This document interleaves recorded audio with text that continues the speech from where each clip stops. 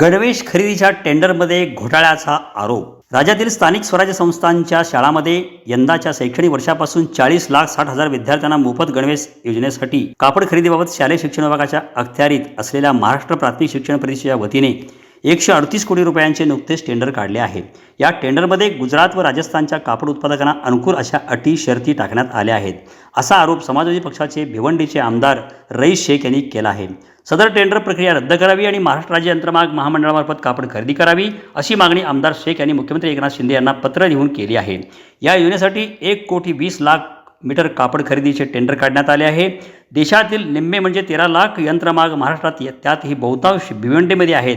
मात्र या योजनेसाठी गुजरात व राजस्थानच्या कापड उत्पादकांकडून शालेय शिक्षण विभाग कापड खरेदी करू इच्छिते आहे। त्याचवेळी महाराष्ट्रातले यंत्रधारक या बोलीपासून दूर राहतील अशी व्यवस्था या टेंडरमध्ये करण्यात आल्याचा आरोप रईस शेख यांनी केला आहे।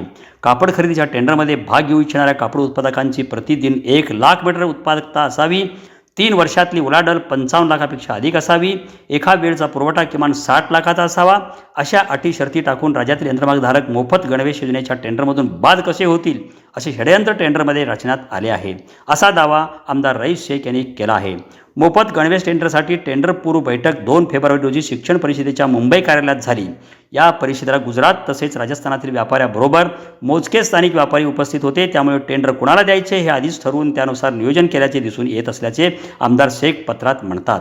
मोफत गणवेश योजनेच्या टेंडर प्रक्रियेत राज्यातील यंत्रमागधारकांना सहभागी होता येणे त्यांचा नैसर्गिक हक्क आहे, म्हणून राज्याबाहेरील कापड उत्पादकांच्या सोयीच्या अटी शर्ती टाकलेले टेंडर रद्द करण्यात यावे आणि महाराष्ट्र राज्य यंत्रमाग महामंडळाला नोडल एजन्सी नेमून मोफत गणवेश योजनेसाठी कापड खरेदी करावी, अशी मागणी आमदार रईस शेख यांनी केली आहे।